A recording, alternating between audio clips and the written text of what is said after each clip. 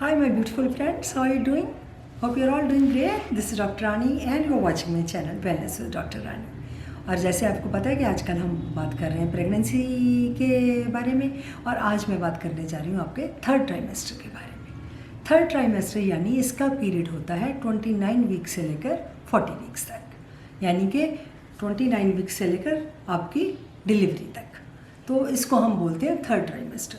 Third trimester में आपको क्या क्या आप एक्सपेक्ट करते हैं? देखिए, थर्ड ट्राइमेस्टर में आपका जो बेबी है जो सेकंड में ग्रो होना शुरू हो गया था वो और ज़्यादा ग्रो करता है। आपके बेबी का वेट ऑलमोस्ट 2.5 किलो से 2.25 किलो हो जाता है। आपका वेट जैसे पहले बढ़ रहा था हम उसी हिसाब से चलते हैं। आपकी कैलोरी रिक्वायरमेंट है वो उतनी ही है, 300 to 500 कैलोरीज जो एक्स्ट्रा आपने डेली लेनी है। और आपका जो बेबी है वो पहले 16 इंच तक था, अब उसकी जो लेंथ है वो 22 इंच तक हो जाती है।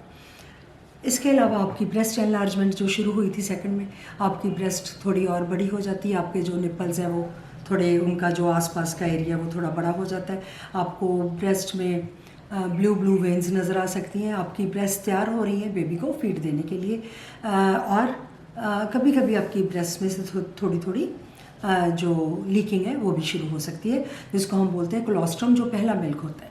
तो वो भी आपकी ब्रेस्ट में से आपको कभी नज़र आ सकता है। अगर आप अपनी ब्रेस्ट को प्रेस करोगे तो उसमें से थोड़ा कोलोस्ट्रम भी बाहर आ जाता है। इसके अलावा आपकी जो सेकंड ट्राइमेस्टर की प्रॉब्लम्स थी वो थोड़ी बहुत सारी की सारी कंटिन्यू करती हैं, जिसमें आपका लोअर एब्डोमेन में पेन थी, बैक पेन थी, आपके स्वेलिंग थी, एंकल्स पे आपके वेरिकोज वेन्स थी, गम्स में ब्लीडिंग थी, या आपको खाने पीने में हज़म नहीं चीज़ें हो रही थी, गैस बनती है या डिस्पेप्सिया होता है, वो सारा कुछ वैसे ही चलता है। इसके अलावा क्योंकि आपका बेबी ऊपर की तरफ ग्रो कर रहा है तो आपके डायफ्राम पे प्रेशर पड़ रहा है, उससे आपकी जो चेस्ट की जगह वो कम हो जाती है। तो कई बार आपको अपने हार्ट की जो बीट है वो तेज़ सुनाई देती है, जिसको हम बोलते हैं पैल्पिटेशन।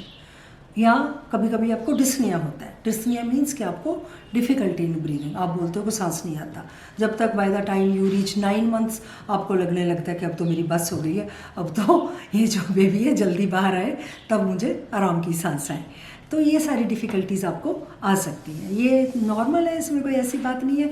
आपको देखिए ना, 9 मंथ्स का बेबी हो जाएगा जब आपके पेट में, और जब बाहर निकलेगा तो आपको कितनी ज़्यादा खुशी होगी, आपको कितना रिवॉर्डिंग लगेगा कि जो मैंने 9 मंथ्स तकलीफ़ सही है, जो मैंने बेबी को अपने पेट में रखा है वो इतना सुंदर सा मुझे भगवान ने जो एक तोहफ़ा है वो मुझे मिला है। तो वो सारी तकलीफ़ है जो आपको उसके साथ भूल जाती है। इसके अलावा जो आपका थर्ड ट्राइमेस्टर है, जब आप डॉक्टर के पास जाते हो, आपके सेकंड डोज ऑफ टेटनस मैंने बोला था कि फर्स्ट लग गई थी, 4 वीक्स बाद आपकी दूसरी ड्यू थी। सेकंड डोज ऑफ टेटनस टैक्सॉइड आपका लगता है, आपका एग्जामिनेशन किया जाता है, आपका जो अल्ट्रासाउंड भी किया जाता है, आपका HB, आपका BP, आपका वेट, वो तो सारा मॉनिटर होना ही होना है। जब भी आप डॉक्टर के पास जाते हो तो आपका ये सारा कुछ मॉनिटर होना है। तो आपके डॉक्टर आपको बताएंगे कि जब आपका 36 वीक्स हो जाते हैं उसके बाद आपने हफ्ते बाद जाना है या 10 डेज़ बाद जाना है, कब आपने दोबारा डॉक्टर को विज़िट करना है। इसके अलावा थर्ड ट्राइमेस्टर में और क्या होता है, जब आपका बेबी पहले तो ऊपर की तरफ ग्रो कर रहा है तो आपको बड़ा मुश्किल लगता है सांस आने में, जैसे मैंने बताया डिस्निया, पैल्पिटेशन। लेकिन वन फाइन डे आपको लगता है कि अरे ये क्या हो गया, मेरे तो ऊपर जगह खाली हो गई है थोड़ी। That is a very normal phenomena, खासकर प्राइमरी ग्रेविटर जो कि पहले जिनके सबसे पहला बेबी है। ऑब्वियसली हम बात कर रहे हैं फर्स्ट प्रेगनेंसी की और बिल्कुल नॉर्मल प्रेगनेंसी की। तो 36 वीक्स के बाद 37 वीक पे जो आपका बेबी का हेड है वो नीचे दोबारा आपके पेल्विस में एंगेज हो जाता है जाकर, यानी कि आपके बेबी का हेड फिक्स हो जाता है। उससे पहले अगर आपका एग्जामिनेशन किया जाता है हाथ लगाकर, तो जब हम दोनों तरफ हाथ लगाकर ऐसे मूव करते हैं तो बेबी का हेड ऐसे ऐसे मूव करता है। लेकिन जब बेबी का हेड दोबारा नीचे चला जाता है, इसका मतलब है कि बेबी अब रेडी है डिलीवरी के लिए।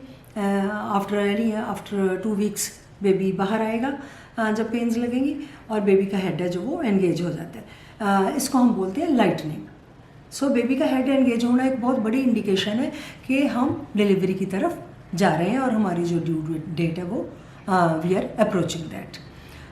सो ये एक काफ़ी बड़ा साइन है के डिलीवरी होने वाली है, जिसको हम लाइटनिंग, मैंने बताया कि लाइटनिंग बोलते हैं। इसके अलावा कई बार क्या होता है, अभी डिलीवरी में आपके टाइम पड़ा है, आपकी ड्यू डेट में भी सपोज 15 दिन पड़े हैं, लेकिन उससे पहले आपको कभी कभी फॉल्स पेन्स की फीलिंग आती है। फॉल्स पेन्स क्या होती है, आपको कैसे पता चलेगा कि ये ट्रू असली लेबर पेन है या ये फॉल्स लेबर पेन है? देखिए, जो तो ट्रू लेबर पेन है वो तो आपको मैं अपनी अगली वीडियो में बताऊंगी कि कैसे होती है, उसमें आपके कैसी कॉन्ट्रैक्शन होती है, कैसी आपको फीलिंग आती है, कितनी कितनी देर बाद आती है। लेकिन ये जो फॉल्स पेन है ये आपको 3rd ट्राइमेस्टर के एंड में जाकर शुरू हो सकती है। ये इसमें क्या होता है, आपको पता कैसे चलता है कि ये फॉल्स है? नंबर 1, एक तो ये डल पेन होती है, it's not a sharp pen. दूसरा, ये आपके लोअर एब्डोमेन में या ग्रॉइन में, बिल्कुल नीचे के, आपके पेट के बिल्कुल नीचे वाले हिस्से में आपको फील होती है। नंबर 3, ये थोड़ी कॉन्टीन्यूस पेन होती है, ऐसे नहीं कि रुक रुक के आती है। लेबर पेन जैसे रुक रुक कर आती है, तो ये रुक कर नहीं आती है, कॉन्टीन्यूसली एक डल सी पेन आपको हर वक्त महसूस होती है। नंबर 4, इसमें आपका जो यूट्रस है वो कॉन्ट्रैक्ट नहीं करता, वो हार्ड नहीं होता। जब लेबर पेन आती है, जब आप अपने पेट पे हाथ लगाते हो लेबर पेन के ड्यूरिंग, तो आपको फील होता है कि आपका जो यूट्रस है वो हार्ड हो गया। लेकिन जो फॉल्स पेन्स हैं उसमें आपका जो यूट्रस है वो हार्ड नहीं होता। इसके अलावा 2-3 और भी सिम्टम्स होते हैं, जैसे शो होता है और जो वाटर बैग है वो भी कई बार रप्चर हो जाता है। वो जब आपकी लेबर शुरू हो जाती है तब होता है, वो मैं आपको अपनी अगली वीडियो में बताऊंगी। लेकिन अपार्ट फ्रॉम दैट, जो आपका 3rd ट्राइमेस्टर है उसमें आपने अपनी लाइफ को बिल्कुल एक्टिव, जैसे पहले था वैसे एक्टिव रखना है। डॉक्टर की विजिट डॉक्टर के कहने के मुताबिक रखनी है। अपने जो सप्लीमेंट्स खासकर कैल्शियम एंड आयरन है वो कंटिन्यू रखने हैं। टेटनस की जो 2nd डोज है वो लगवानी है। आपने पूरा रेस्ट करना है, पूरा अपनी स्लीप लेनी है, और आपका जो खाना पीना है वो तो चल ही रहा है बिल्कुल बढ़िया। उसमें आपने फ्रूट, सैलड्स और फाइबर, हाई फाइबर, ताकि आपको कॉन्स्टिपेशन की प्रॉब्लम ना हो, क्योंकि जब आपको कॉन्स्टिपेशन होती है तो आपको डिलीवरी के वक्त उसमें मुश्किल आ जाती है। आपने देखा होगा बहुत बार बहुत लोगों को डिलीवरी से पहले एनीमा भी दिया जाता है, ताकि उनका जो पेट है वो बिल्कुल साफ़ हो जाए और उनको पेन्स लेने में दिक्कत ना आए। सो ये छोटी छोटी बातें हैं। आपकी जो 2nd ट्राइमेस्टर वाली प्रॉब्लम्स हैं वो काफ़ी कम हो गई हैं, लेकिन थोड़ी थोड़ी हैं। बाकी सारी प्रॉब्लम्स तो डिलीवरी के बाद ही फ़र्क पड़ता है। लेकिन कुछ नई बातें ऐड हो गई हैं जो आपको पता, मैंने बताया है। तो आपका जो 3rd ट्राइमेस्टर है वो मोस्टली स्मूथली निकल जाता है और आप अब डिलीवरी के लिए बिल्कुल तैयार हो।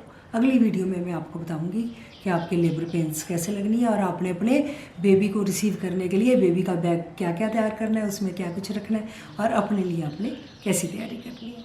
इन the mean time the only thing that I can say is कि आप खुश रहिए, आप अपना खाते पीते रहिए, अपना ख्याल रखिए और रेडी हो जाइए मॉम बनने के लिए क्योंकि मॉम बनना एक बहुत ही बड़ा खूबसूरत एहसास है और बहुत ही बड़ा रिवॉर्ड है। जब वो पेन्स के बाद आपको बेबी आपके हाथ में आता है तो वो जो फीलिंग है ना, वो वर्ल्ड में और कोई उस फीलिंग का मुकाबला नहीं कर सकता। And don't forget to like, share and subscribe to my channel wellness with doctor Rani. And in the meantime, stay happy, stay blessed, love you all, take care, bye bye.